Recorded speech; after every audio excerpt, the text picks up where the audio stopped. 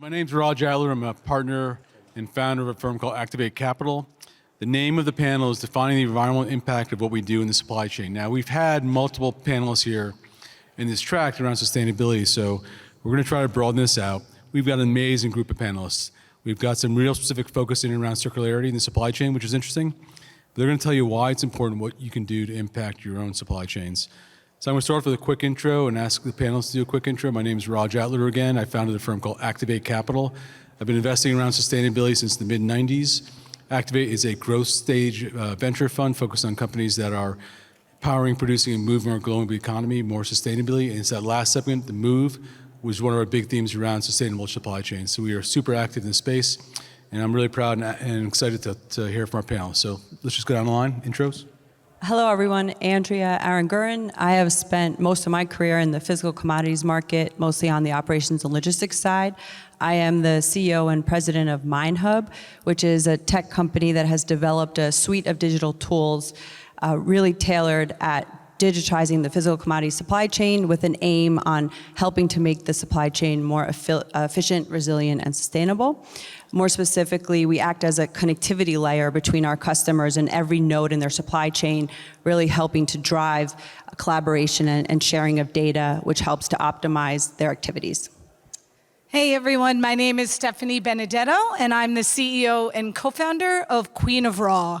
And we help businesses take action on the $1.77 trillion worth of excess inventory that traditionally sits in warehouses collecting dust or being burned or sent to landfill. We give them a platform to centralize it, monetize it, and most importantly, minimize the problem going forward. And to date, we've saved over 1 billion gallons of water and feel like we're just getting started. So really passionate about circularity and sustainability, come from a family of over 100 years in textiles and supply chain. So really believe that with efficiency, we can save these world problems while saving businesses millions of dollars. How do you say no to that? You don't. Hi, everyone. Ian Arthurs, the CEO and founder of Circular.co. We make sustainable sourcing easier and more efficient with data. We built the world's largest database of over 10,000 recycled plastic suppliers' data and all of the technical specs that go with it, and we put it together in an easy-to-use software platform to help make every stage of the sourcing journey easier. Hi everyone, I'm Sonita Lonto. Currently I'm in portfolio life, I guess that's what they call it. So I serve on a few public company boards. The first one is Sunrun, who's consumer solar and battery as a service. The second one is TrueBlue, who is a workforce solutions company. And I also advise Sway Ventures, who invest in technology and sustainability. Awesome. Thanks, everyone. Let me just start with Stephanie, Queen of Raw. All right, how did you come up with that name, and how's it stuck? You know, it's the first name I ever thought of, and so you got to trust your gut a little bit. It has stuck with us and served us very well. But the word raw, right, when you hear sustainability, it means so many things to so many people. And I felt like there was something more true about raw, getting to things' essence and their core. And now we really use the word circular economy. Most importantly, because the second word there is economy. This is an economic principle and wanting to build solutions that demonstrate the power of what that can do. Okay, let's jump in there. So the big macro question is, why should companies focus on the environmental impacts or sustainability of their supply chains? And as an investor, the questions that we ask when we look at companies, we always ask the fundamental question of why now? What are the macro drivers behind an investment theme or a thesis or a company strategy? The second question we ask is, why is it important? Those are equally important for us. Like, is this going to be an important company? Is this going to be a big company? Is it going to make an impact? And so with those two lenses, let's talk about the macro market. Why should companies focus on Sure. So from our perspective, we're very focused on mining and metals. The majority of our customers are producers of copper or aluminum, or manufacturers that are buying a tremendous amount of copper and aluminum. So for us, of course, there are regulatory drivers, but being such critical minerals in this transition to a sustainable economy, it's really about setting the groundwork to have the access to the right data and the right reporting to calculate aspects such as percentage of sustainable sourcing. This is really important to the EV industry, which they're supplying. So in our space, it's driven more by regulation and industry needs from a consumer perspective. And as a mom, I'm very, very passionate to leave the earth, better than I came into it. So for us and a lot of our employees, there's certainly more of an emotional aspect as well, not purely economic or regulatory, where we feel passionate about playing a small part in helping to contribute to that overall picture. So it's really a combination. Ian, why don't you jump in? So we talked about two things, the regulatory drivers, and maybe some of the softer impacts around brand and the focus area for large companies as they think about their consumers. Yeah, thank you for mentioning that. Two major factors driving circularity and circular economy and the big trends towards that. One, obviously, is the changing consumer demand. So the panel that was up here just before actually touched on this a lot is Gen Z, Gen Alpha. I don't know about you guys, but my kids are in those generations, and all they want to do is talk about sustainability and saving the world. So it's a real thing, and they're going to vote with their wallets. And that's been happening for the last 5 years or so. And major brands have made commitments to have sustainable supply chains, to remove their dependency on virgin inputs like plastic, for example, and replace it with things like recycled plastic. So all these big companies have made these huge commitments, and they're really struggling. It's a lot harder than it actually looks to source sustainable materials, and they need help. And then compiling on that pressure, compounding it, is the advent of extended producer responsibility regulations and the UN National Treaty 2. So this is going to become a very expensive, time-consuming thing for most large manufacturers, and they need to get ahead of it right now. If I can add to that, I think from the perspective of the board, if you sit on a publicly listed companies, I think these days we view sustainability as a way to manage material risks and opportunities, really for long-term value creation. And as has been mentioned here, I think we're realizing that our different stakeholders, including regulators, investors, consumers, customers, employees, they have different expectations now with regard to different aspects of sustainability. And so, if you're an executive at a public company or on the board, sustainability today, I would argue, has become a way to manage material risk and opportunities for long-term value creation. It's great to hear that there are all these forces going on right now driving this move, but I have a little bit of a different point of view when it comes to actually your kids going to a store and shopping. And they do care about sustainability. But when you've got choices to be made and one costs a certain price and another costs more, even though there are reasons that it costs more, it's very hard at point of purchase, not for everyone, but for a lot of people, to make that choice. And so I think we have an opportunity right now, today more than ever, through pandemics and recessions, to obviously capitalize on why people care, why things matter now more than ever, but do it in a way and build a business model that makes economic sense. So when you go to make that choice, it's not a choice at all. The sustainable product actually costs the same or less. And that's something that's been core to the way we built our business model. We can talk more about that. But I think unlocking that kind of value so you don't have to make a choice economically versus for people and planet, that's when this is going to really accelerate and we can show that it's just good business. I actually agree with that 100%. So no controversy here at all. I think the perception from big brands about the additional cost of green premium, it's going to be an additional 20% material cost in my bill of materials. It's a perception. It's actually not necessarily true. And not knowing that it's true allows you to make some assumptions. Not having the data behind it allows some companies to make some, I think, short-sighted decisions. There was a great study from McKinsey last summer, I think it was, that showed the upside of having an ESG-focused brand.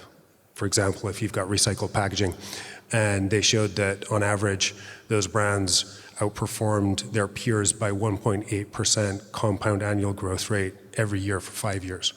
And I don't know any brand manager that wouldn't die. I'm going to jump. So let's pull it all together. So, how do you guys define the opportunity What are the ROIs that your customers are looking for? How do you define it for them, help them get there?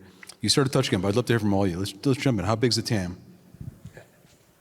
So our perspective, again, a little bit different given that our customers are manufacturers, not direct to consumer, but we see a $7.5 billion opportunity from digitizing the physical commodity supply chain, essentially charging our SaaS fees to the $11 trillion space, and that digitization unlocks the efficiencies and really makes a lot of the sustainability reporting possible. When we looked at some of the data and the case studies that we've audited for our customers, we get really excited by seeing how big of an opportunity this is.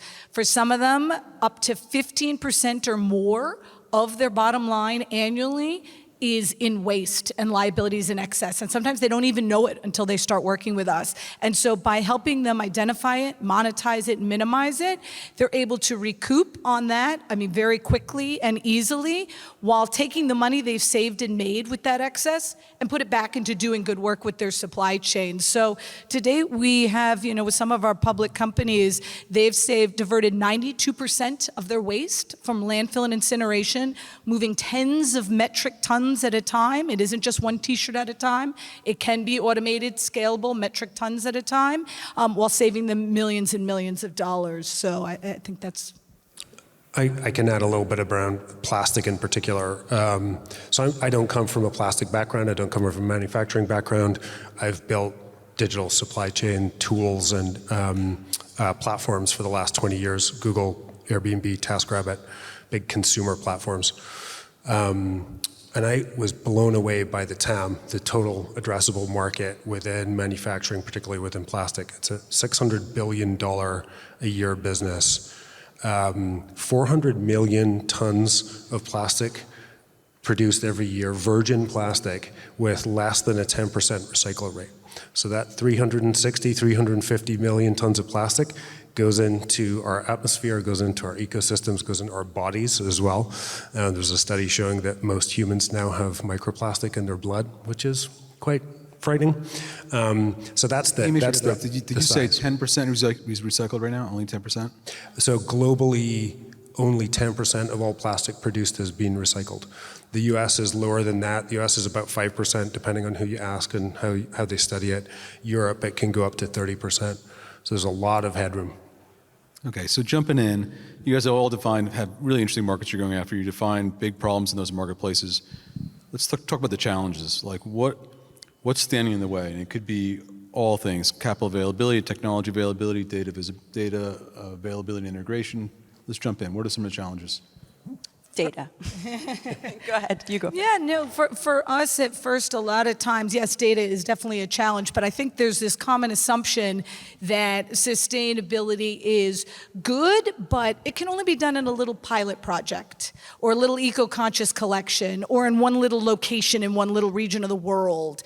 And so you think, okay, I'll do it, but that's not really going to drive any bottom or top line ROI. And what we spend a lot of time trying to demonstrate for our customers is that these solutions are automated. They are scalable. They can move mountains around the world. And technology is a big way we're able to deliver that. But let's also be real. A big part of why companies are doing this is because they want to have positive brand equity, right? And good PR and marketing. And while I would never condone greenwashing or lying and misstating anything, we want to give our customers good stories to tell and then back it up, to your point, with the data and the proof of the good work that they did. We work with the biggest companies in the world who have the problems and solve it for them. And for some of them, they've received hundreds of millions of positive impressions around the world and for doing good work. And that's important. They deserve that credit if they can back it up with the real data, and that's what's powerful. She made an interesting... Sorry, I just want to say quickly, you mentioned proof, and I'm noticing a massive trend towards a greater desire for more proof around data. So access to data is very difficult. Integrating different disparate data sources is very difficult. But the onus is now even greater because there's actually a greater desire for proof of the quality of that data and the source of that data. Sorry, go ahead. Yeah, I would add, I think one of the challenges that I've seen is for some companies, they just don't have the expertise internally, especially expertise to determine the materiality of like the different sustainability factors that might be relevant for their particular business.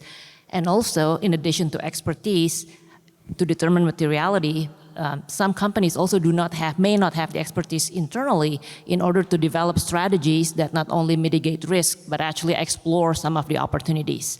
And I think for some of the smaller companies, they do not have dedicated resources or the ability to gather all the data accurately.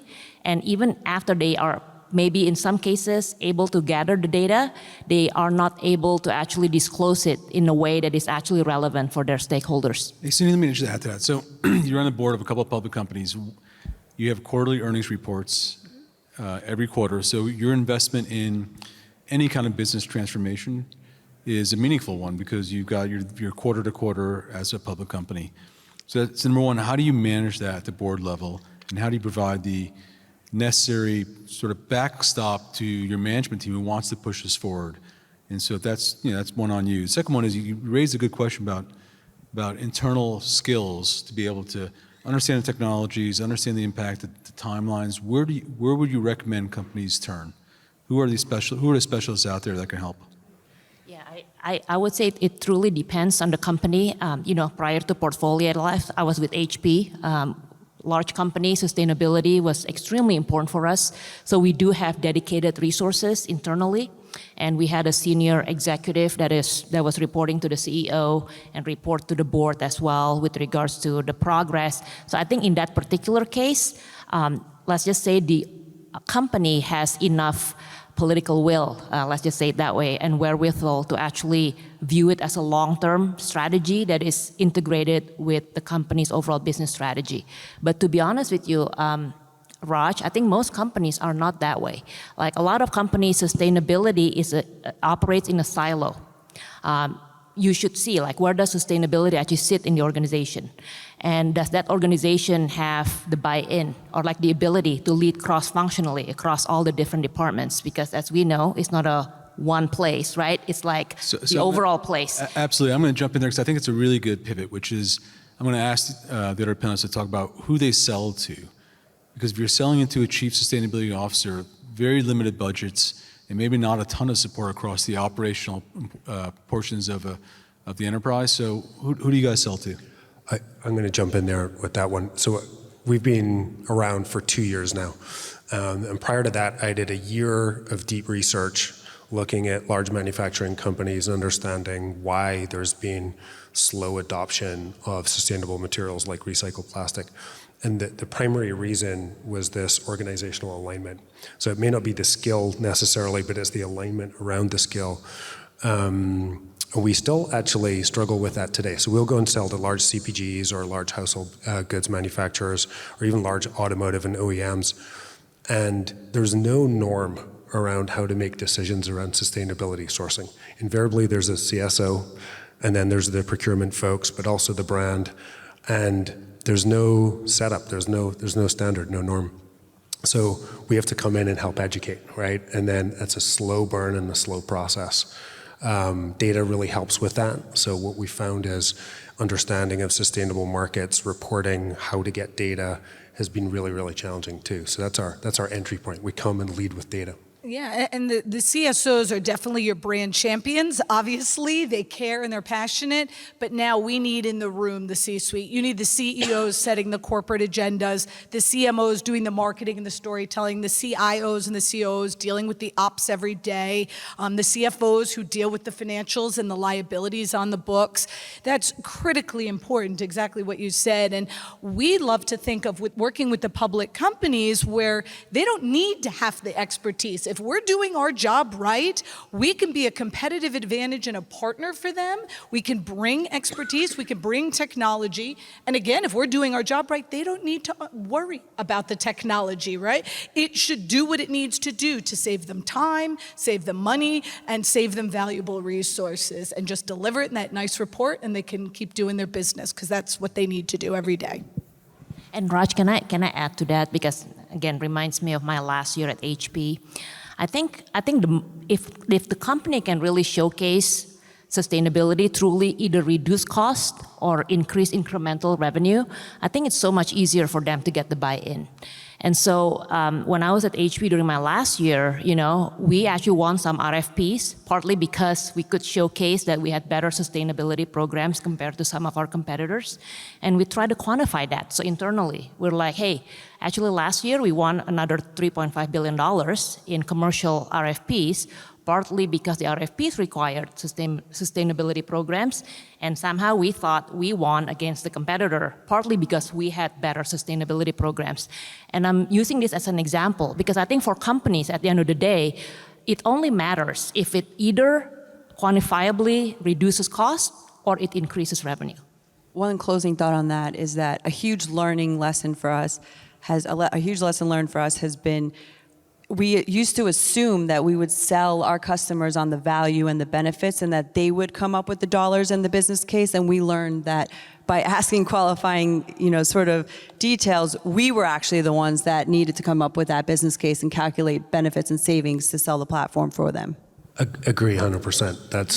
That's all our business is right now, is those pilot seed projects to show either the cost reduction or in some cases the consumer benefits as well. And then that leads into other kind of parts of solving what we call the hydra. It's these hydra of blockers. You go to different parts of the organization and you get the hand up like that. But if you have that first pilot case study, that tends to get you a little bit further.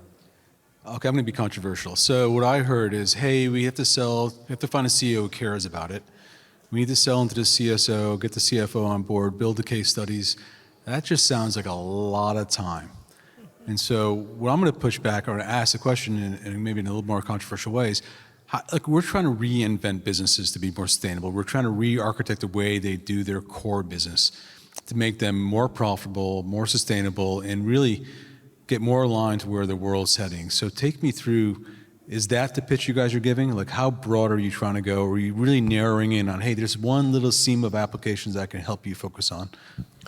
Well, the first thing is you can't say the word reinvent to them. Because if you hear that someone is going to try to reinvent how you're doing business, I mean, especially if we're talking operational people here, that's a no-go. We want to meet businesses where they are today, take some of that work and load off of them so they can keep doing business today, but even do better tomorrow because of what we're giving them. So it is how you frame it and how you present it, and obviously at the end of the day, the results that you drive, but I would take issue with that word reinvent. And but Mike, look, having known you for the better part of 35 minutes now, fair enough. I say that because I think that's your goal, is to, in your set, all of your goals is to, hey, we really want to make an impact. So that's an internal goal. Like, I really want to help re-architect the supply chains of the sectors I'm in, whether it's plastics, raw materials and clothing or otherwise, or stuff in the metals and mining sector. And so I know that's your vision. That's why you started the company. You told me your mom's and you care about it. So separating out the word and language, the point you made is right, which I think trying to bend people's views on how to change anything in an operational setting is very, very hard. Like, it's very, very hard to incorporate technologies into new technologies into an operational setting, like a manufacturing shop floor or a process industry. But that's what you're trying to do. And so take me through, how do you punch through and get real transformation to happen in these companies? Well, the onus is on us to make that as easy as possible. So setting the groundwork so that they can, as possible as it could be, turn on a switch and make that transition where we do the vast majority of all the work in order to make that possible. It's the only way. I'll add to that too, because I agree. And then please jump in, Sunita, sorry.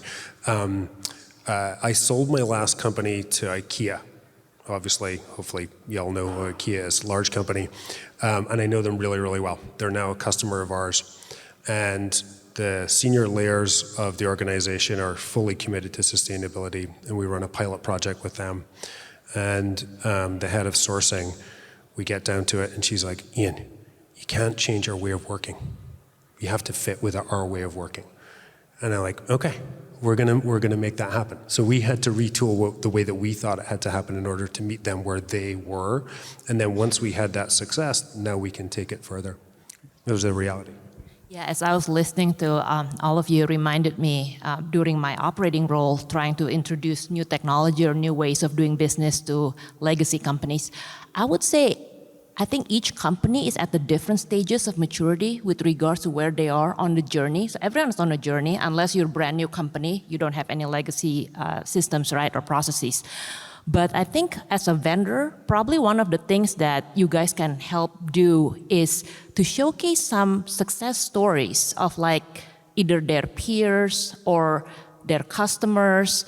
And I know sometimes when you're running pilot projects, sometimes the customers don't want to share any of the results, right? But I think it's actually extremely important to convince the next company or the other customers if they can see what are some of the benefits that perhaps some of the similar customers have been able to get from Hey, the I'm project. going to jump into that. That's a great question. It was on my list, and thank you for bringing it up. Let's do a quick hit, like a really quick hit. Give me a couple data points on some of your customers and the impact you've had. Go, Ian. In the last quarter, we did 9 searches for large global brands, sourced 35,000 metric tons of recycled plastic, and 8 out of 9 times we saved 10% off market. Helped one of our customers procure all their raw materials at 60% discount, but they were sustainable because they were dead stock and excess inventory. Another by taking our measuring and impact reporting tools that we built with MIT that are audited. They shared those impact results with their customers and tripled their customer conversion rate in their online direct-to-consumer business just by talking about the good work they were doing. We've saved our manufacturing customers over $1 million a year by improving the way they manage inventory and getting improved visibility to their incoming material flows. On average, on the sell side, helping producers and mining companies expand share of wallet by 10% on average. Those are all awesome data points. Thank you. I'm going to pivot a little bit. One of my favorite brands in the world is Patagonia. I love the outdoors, and I love North Face as well, and they built their brands on sustainability. And so for their set of consumers, they holistically brought it into who they are, their vision, their mission statement. Let's talk about the role that consumers and employees may have in this transition for large enterprise. How should they think about their customers? How should they think about their employees? And I'd love some feedback. So you guys are in the front lines. Well, you got it exactly right. I mean, it's great that there are companies like Patagonia and Chobani who have it at their core, who have demonstrated what their corporate culture is, and their employees and their customers, like you feel that way about it. But let's be real. They are Patagonia and Chobani because they do that. They had that in them from day one. And so I respect that completely, and I think they're amazing blueprints to look up to. But I'm really excited by the opportunity to take what they did right, to evangelize their good practices to their customers and to their employees and build a profitable business doing that and bring that to the companies who aren't doing any of that yet. And, we talked a little bit about that before the panel. Let me just pivot off that because I want more other comments as well. But are European companies ahead of U.S. companies in thinking about this? Yeah, I mean, Europe has done an amazing job. Obviously, we talked about the EPR responsibilities. We do a lot of work with the EU. They're amazing case studies in leadership. So we took those learnings and we brought them here to the White House and New York City government. And we formed actually a circular city initiative in New York City. And the reason I mention it is with H&M, Unilever, Cisco, Goldman Sachs, Ellen MacArthur. But what was important about that initiative and what I think the learnings you're talking about are, we wrote a white paper. It's publicly available to show how many good jobs could be created and how much money could be saved and made by going circular. And then we literally gave companies the blueprint for how to do that, and it's public. So I think democratizing those access to those learnings and using government and partnerships like that are powerful. Yeah, I would like to add, the EU does have, I think, more advanced regulations with regard to sustainability. So I think they have this, what is called the CSRD, right? Corporate responsible sustainability directives. And actually it requires double materiality. And what that means is you not only have to show how sustainability, risk, and opportunities affect your financials, but you also have to show how what your company is doing actually affecting people and the environment. And that's very different from how the US is approaching it. So the SEC right now is working on proposed regulations. It's not out yet, But the perspective of like US regulators are more towards investors, is to protect investors. So most of US regulations probably will focus primarily on investor risk and opportunities of sustainability. But the EU has the double materiality that in addition to financial impact, you also have to report on your environment and people impact. It's the regulations. My lens is a little different. I'm very focused on attracting and retaining key talent. And I think that the relationship that this next generation of employees has with their employer and what they demand from the company that they work for is very different than when we started working. And I think companies care a lot about the missions and values of the company that they're working for, and they care a lot about sustainability. I've seen that too. I worked at Google and Airbnb, some of the most fun, attractive companies to work for. And I find it easier to recruit for my new tiny little company because we do something sustainable and we really are putting technology to work for the world, for real impact. And that has real power. Like the zeitgeist is real now. Yeah.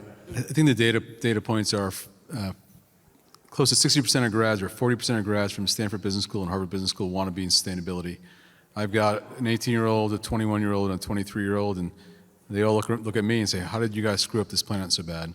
And so I think there's something really true to that. Like I think people want to be in companies where they feel mission aligned, and even especially this younger generation. So I think there's a lot to those comments. My 3-year-old does my pitch better than I do. So when that happens, you get very excited, you know, that they're going to build the next businesses that are going to change the world. And Raj, actually Deloitte did a study, I think like 2 years ago, and they surveyed, all the kind of employee base, and they found that I think 55% of millennials said that they would leave a job for another job that has better sustainability programs. So the data supports it. Good, another good reason, not the primary reason, certainly. I think you've heard from the panelists that it's all about economics. It's about how do you make your business more efficient? How do you make your supply chains more circular, where you can buy goods at cheaper prices and really, decrease your impact on the environment and also your carbon impact. So that's sort of the nexus of majority of what we talked about here. We've got 2 minutes and 56 seconds left. So if you have a question, please put it on the monitor or be prepared to ask. Get one out there. Go.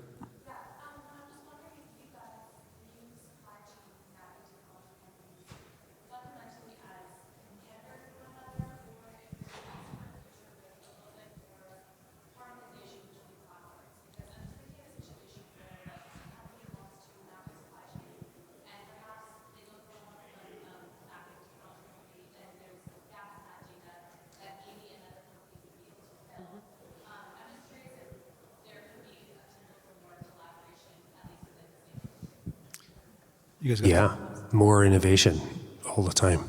So I would welcome competitors in our space. We've maybe got 1 or 2 primary competitors, and it's our responsibility to get together and talk about how we can actually partner where appropriate and build off each other. I also think in our world, in recycled plastic and sustainable materials, looking across the entire value chain is really, really important. And that's why conferences actually like this, somebody can give me $10 later from the conference to put a good word in for this conference. But this is where we can get together and learn about other technologies and other innovators out there too. I'd much rather have more competition than not. That was a good question. I'm going to jump in on one that might be, it's a good macro end question, but we've went through the last 70 years of globalizing our supply chain here, and it appears, and it's likely we're going to go through the next 50 years of a new world order, where global supply chains are going to change. Which way they go, I don't know, but they're going to change for sure. And so I'm curious how you think about incorporating sort of the global, transformation or maybe re-entrenchment of supply chains, either on economies of like-minded democracies or locationally. How does that impact what you do, what your customers are looking for? Has that been brought up at all in the work that you do? For me, not so much. It's more of a cost issue, actually. There's an assumption about moving raw materials for production that is going to be cost prohibitive and has a significant carbon footprint. And more often than not, that's the real driver of localized decisions. And again, we all carry these assumptions about what can and cannot be done. And I think our job is to prove it or not with data, right?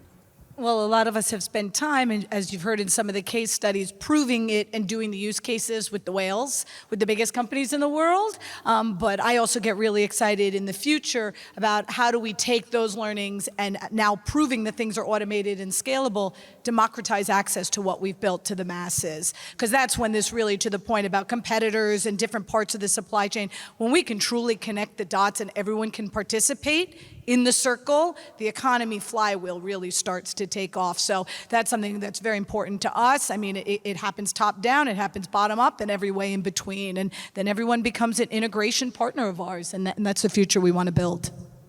Any parting thoughts, Andrea, Sunita? What a great way to end.